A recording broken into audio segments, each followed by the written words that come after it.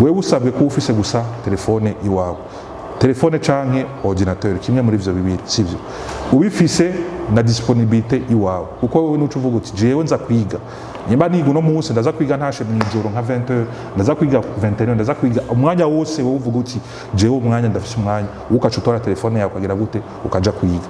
Tweye responsabilité iwacu ni kuguha nizo nyigisho tukazishirako amapapwe nawe nahawe kuvuga uti jewe nanje izo nyigisho ndazishaka, reka nore telefone, reka nore machine ngire gute shobore ziga.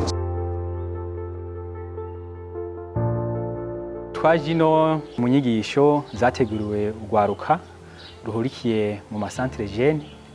Murabona yuko isi ya none tugezemo ibintu byose byabaye ibyo ku buhinga bwa none, ibintu byose bubica hehe ku mbuga ngurukana bumenyi. Niyo mpamvu rero twace tuvuga ati reka tubigishe yaba gusaba ama stage canke ubwo buzi canke ama formation. Izi nyigisho ziko zibera mu buhingo itandukanye y'igihugu, duhereye hano turi muri zone Ruyaga mu ntara ya kera ya Cibitoke, aho twavuga muri commune Mugwi, eka ni Muyinga kuri centre Muyinga. Nyuma yuko izi nyigisho zari ziteguriwe urwaruka 420, i commune yose yari itegekanijwe kwigisha shwamwo urwaruka rugera ku 140.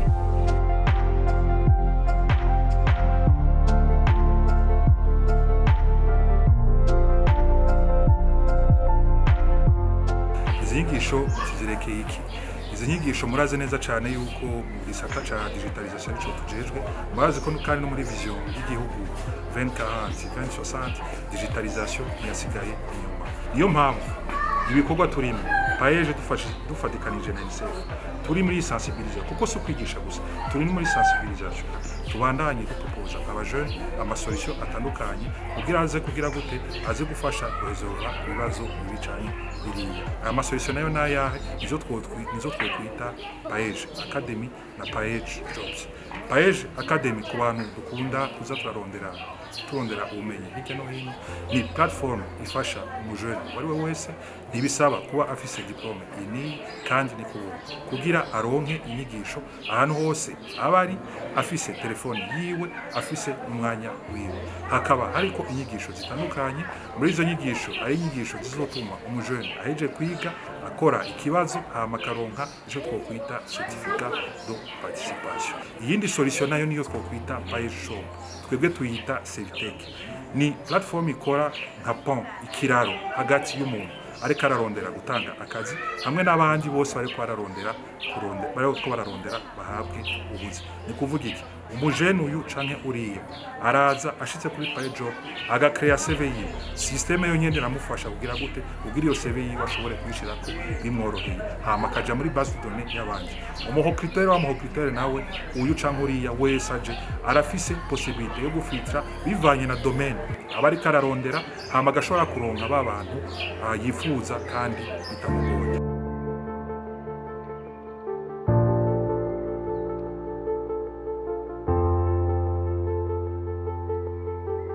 Gambe na mbere ho nakanyamuneza ntangire kuba paeje ifatikanije na UNICEF yashoboye kuturonsa izi nyigisho tumazemo iminsi ndwi bya platforme, nakuba ko atabinarinze twabaho bada ama plan d'affaires tuja gusaba ama financement muri paeje, mugabo uburenda abonye winjijemo email yugize kuno platform yose ukayibona, nabonyemwo information nyinshi kandi twadukeneye. Rero novuga nti ibyo byose twize kuri jewe byari bishasha, kandi numva ko bigiye kungira akamaro kuba nginzoza ndafata ibyigwa byanje nicariye muhira ndiko ndaraba kugo rubuga kwa paeje.